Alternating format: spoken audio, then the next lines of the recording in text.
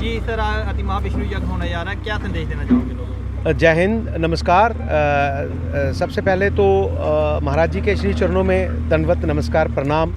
आचार्य जी, यज्ञ आचार्य जी मेरे साथ हैं, आचार्य मृदुल बिहारी जी, उनके चरणों में भी दंडवत प्रणाम है।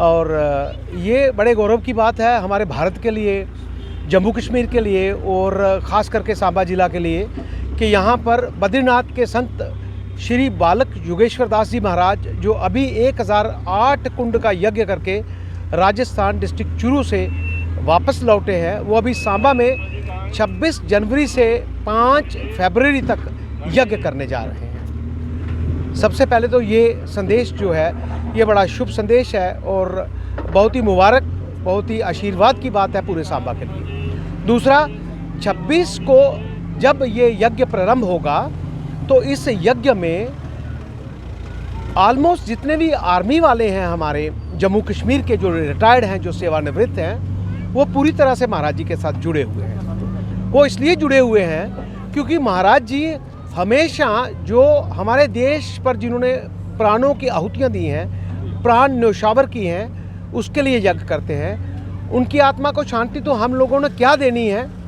पर ये रहता है कि जो सरहद पर आज भी खड़े हैं तिरंगा हाथ में थामे हुए, जिनकी वजह से हम सब लोग यहाँ पर इंटरव्यू कर रहे हैं, चैन की नींद सो रहे हैं, जग रहे हैं, या जो कुछ भी इस देश की सरहद के अंदर हो रहा है वो उन्हीं लोगों की वजह से हो रहा है। उनका मनोबल बढ़ाने के लिए भी ये यज्ञ होते हैं। सबसे पहले दिन 26 तारीख को आर्मी के जो ब्रिगेडियर हैं, ब्रिगेडियर हरचरण, उनके साथ 40 लड़के लड़कियां हाथों में तिरंगे लिए साइकिल पर एक साइकिल रैली लेकर के जम्मू से वो यहाँ पर आएंगे यज्ञशाला में।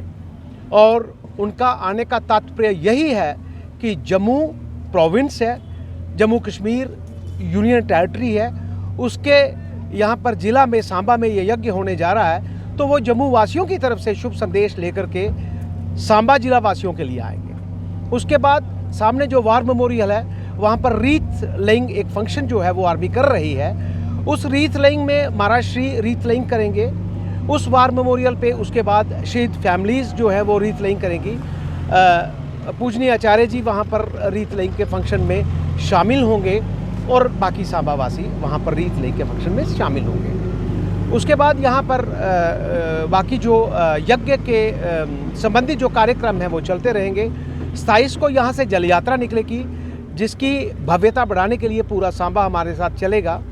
लेकिन मैं सांबा वासियों से अभी ये आग्रह करना चाहता हूँ, मैं बड़े करवद दोनों हाथ जोड़ करके आपसे मेरा एक विनम्र निवेदन है कि ऐसे यज्ञ रोज़ रोज़ नहीं होते हैं, ऐसे महात्मा भी रोज़ रोज़ नहीं आते हैं, ऐसे आचार्य भी आपको रोज़ रोज़ यहाँ यज्ञ करवाने के लिए नहीं मिलेंगे। तो हम बहुत छोटा सा, अपने आप को मैं कहता हूँ बड़े छोटे से कण हैं इस यज्ञ में जो सेवा में लगे हुए हैं। मेरी हाथ जोड़ के आप सबसे प्रार्थना है सांबा यज्ञ वासियों से कि आप बढ़ चढ़ करके इसमें हिस्सा लें। एक दिन के लिए यज्ञ में अवश्य बैठें। आप सब लोग यहाँ पर पधारें। उसकी क्या विधि है, कैसे बैठ सकते हैं, उसके लिए यहाँ पर हमारी टीम है, टोनी जी हैं, पंडित जी हैं, लकी जी हैं, जो सारे लोग यहाँ पे हैं, उनसे चर्चा कीजिए। आचार्य जी यहाँ पर हैं, उनसे आकर के कीजिए, क्योंकि जिस शुल्क में आप एक दिन के यज्ञ में यहाँ बैठ सकते हैं अति विष्णु महायज्ञ में, उतने शुल्क में आप अपने घर में एक छोटा सा हवन 15-20 मिनट का नहीं कर सकते हैं। तो यह जो मौका है, इसको मैं फिर से कह रहा हूँ, यह जो मौका है इसको आप अपने हाथों से ना जाने दें, क्योंकि यह जो यज्ञ होते हैं वो सबसे पहले ऐसे यज्ञ में जब भी हम शामिल होते हैं उससे सबसे बड़ा जो लाभ होता है वो अपने शरीर का होता है।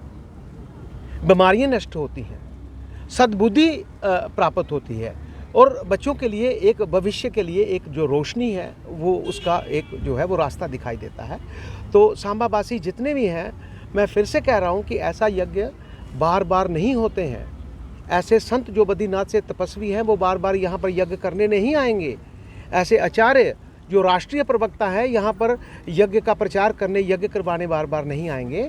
तो मेरा सबसे करबद्ध निवेदन है, प्रार्थना है कि आप आज से ही यहाँ पर पधारें, यहाँ पर पूछताछ करें, बातचीत करें, और एक दिन यज्ञ में बैठने का अगर आप मौका खो देते हैं तो फिर वो ईश्वर की ही मर्जी है।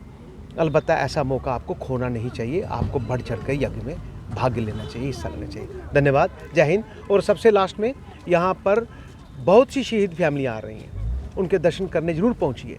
शहीदों ने जो प्राण दिए हैं उनकी भी परिवार है हमारी तरह, उनके भी जवान बच्चे 21, 22, 23, 24 साल के शहीद हुए हैं। तो आकर के उन माताओं को देखिए, उन फैमिलीज़ को देखिए कि वो कौन सी फैमिली, वो कौन सी ऐसी माताएं हैं जिन्होंने अपने बच्चों को, हमारे बच्चों का भविष्य सुरक्षित करने के लिए उनके प्राणों की आहुतियाँ दी हैं। जय हिंद, जय भारत।